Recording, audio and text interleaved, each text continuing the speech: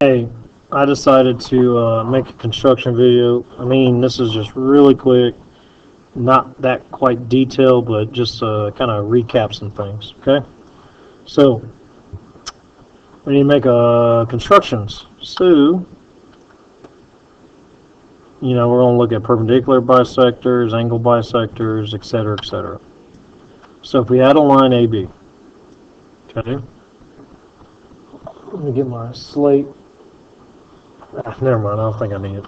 So we have AB.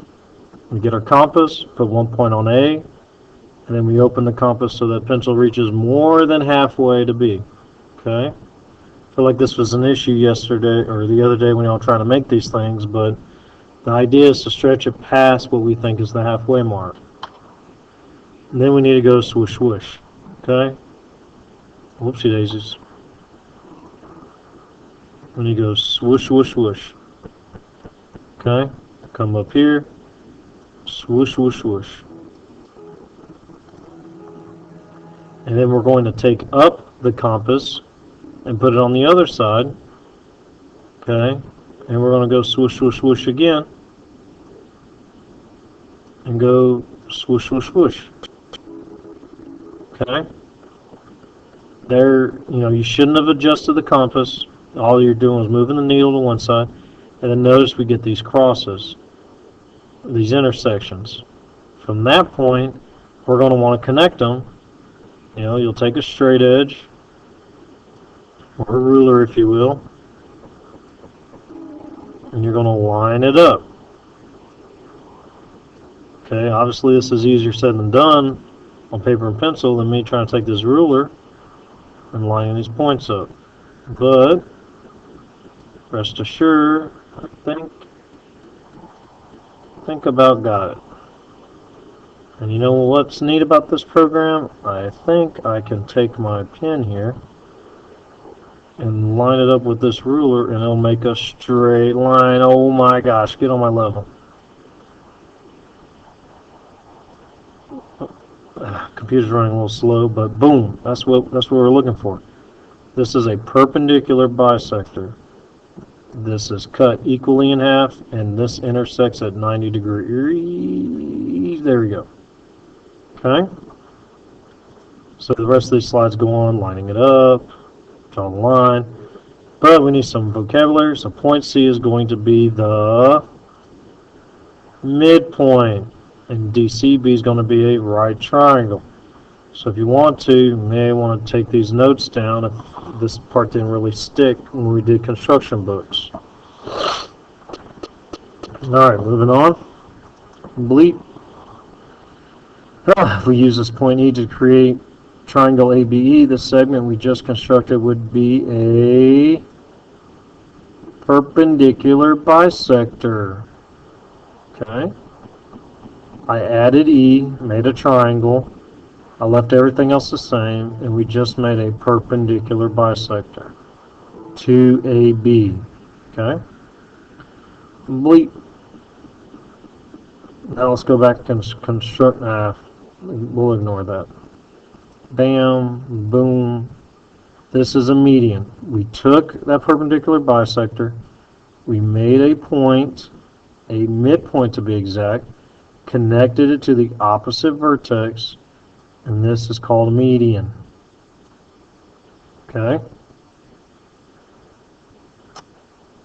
Bleep. We're going to look at angle bisectors. So if I have set angle, I'll get my set compass, and notice I went swoosh, swoosh, swoosh, swoosh, swoosh, swoosh, swoosh. Okay? From there, and this creates equal distance here. Okay? These are equal distance now.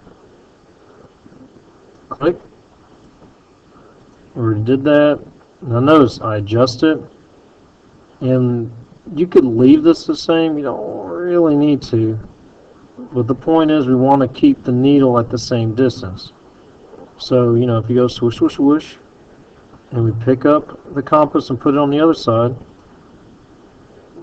again, don't adjust it. Swoosh, swoosh, swoosh. They intersect.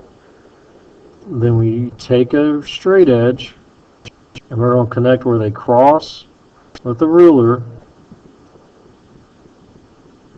Whoopsie daisy. Let me try that again.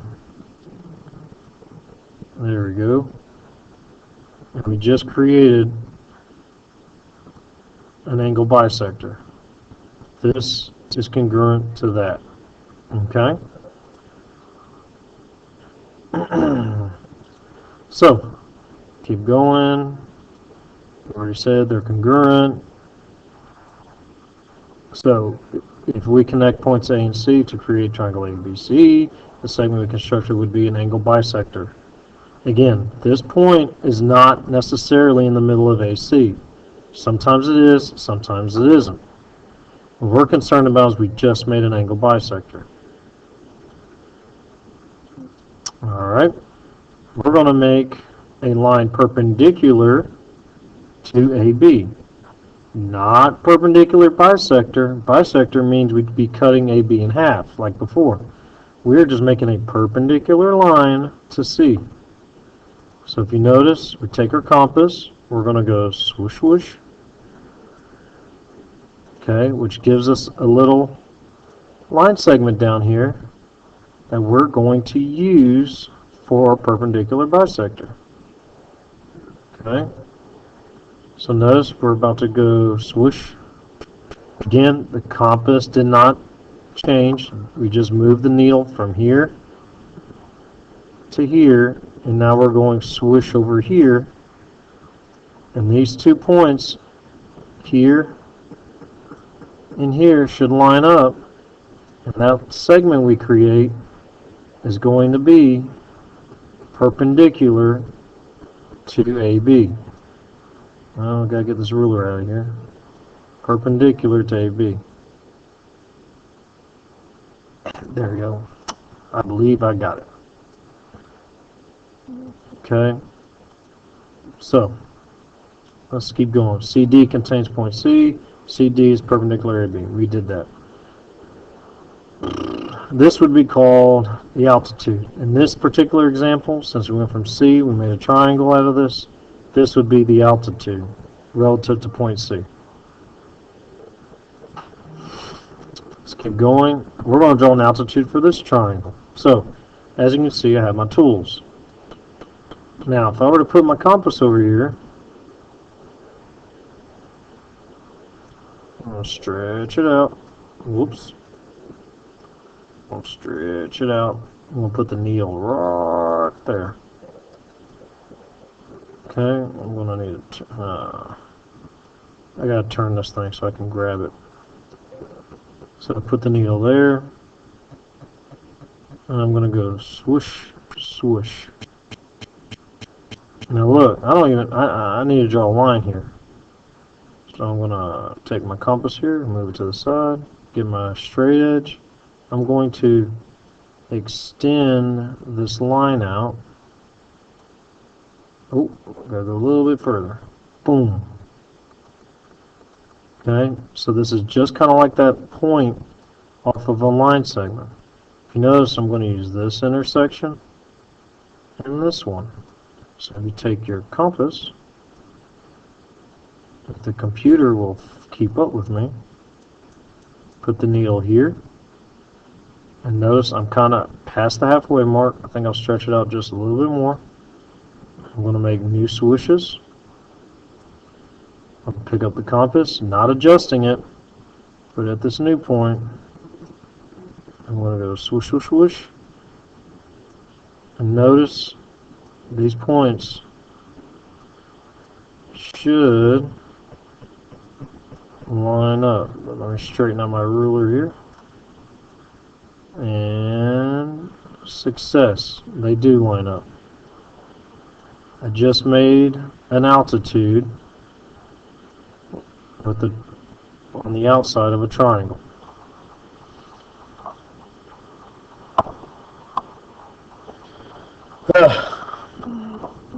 There we go. That's just one way to do things. If you haven't noticed, typically we're just doing perpendicular bisectors and angle bisectors to aid in creating other things. So, it's really wanted to go over. Let's go over couple more things from lesson 17. We're talking about points of center. So you're probably going to need your notes out for this. Remember the median. Again, if you want to jot this down, median goes from the midpoint to the opposite vertex. So pause the video and take your notes if you need to. We're going to construct a median. Again, I'm just going to go really quickly. Move the compass, find perpendicular bisector so we can create a midpoint, connect the midpoint to the opposite vertex. Okay, that was really quickly. We're pros in making angle bisectors. Now, the cool thing about this is when we create medians all the way around the triangle, we get one point called the centroid. Okay, medians, centroid is what you need to remember. Now, I really don't know if you'll see this as a test question down the road or not. I think it's important for y'all to know what the centroid is for a triangle. Fun fact, it is the center of gravity for any triangle made of any substance, as long as it's, uniformed, as far as like if it's a steel plate, inch thick triangle, find the centroid, that's the center of gravity, which is pretty neat. You can try it out with cardboard, paper. It's pretty neat. I'm curious to do like an obtuse triangle, but a really long one, to try it out, because it'd be pretty neat to see this principle applied to like a very stretched out triangle. But anyway, enough nerding out. Centroid, center of gravity, created with medians. Let's keep going. Again, we had this idea earlier about the midpoints all the way around a circle.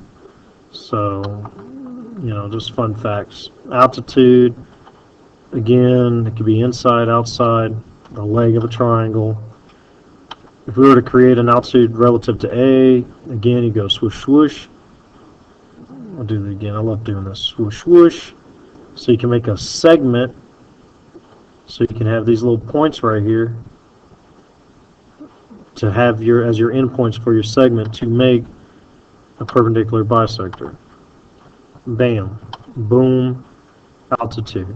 Fun part is when you connect all... What?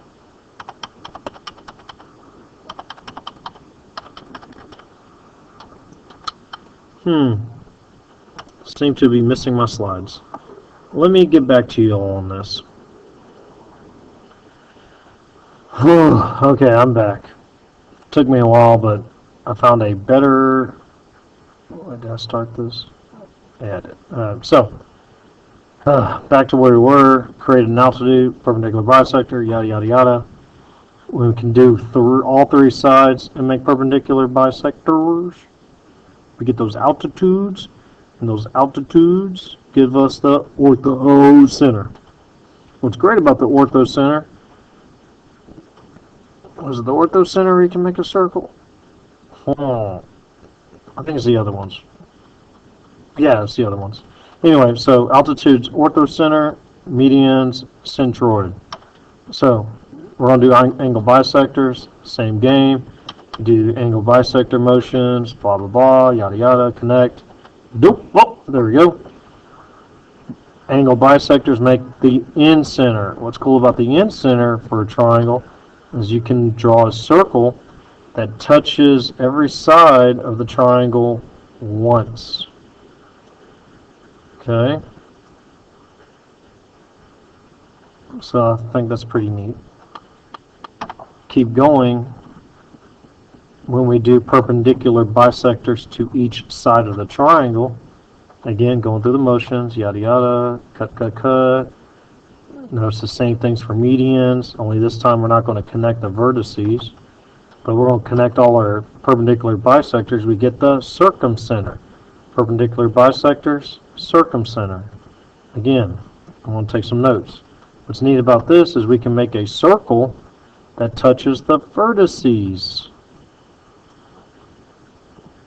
Again, pretty neat. I use this idea for earthquakes, triangulating between cities, give or take. You could probably do the angle bisectors for that. And, That's pretty neat. Sorry. Again, it's starting to get dark outside because, daylight savings and whatnot. But, I thought those were pretty fun. So, see, here you go. If you're a detective. But, that's fine. Anyway, that's all I wanted to go over real quick. Alright, I'll talk to y'all later. Bye-bye.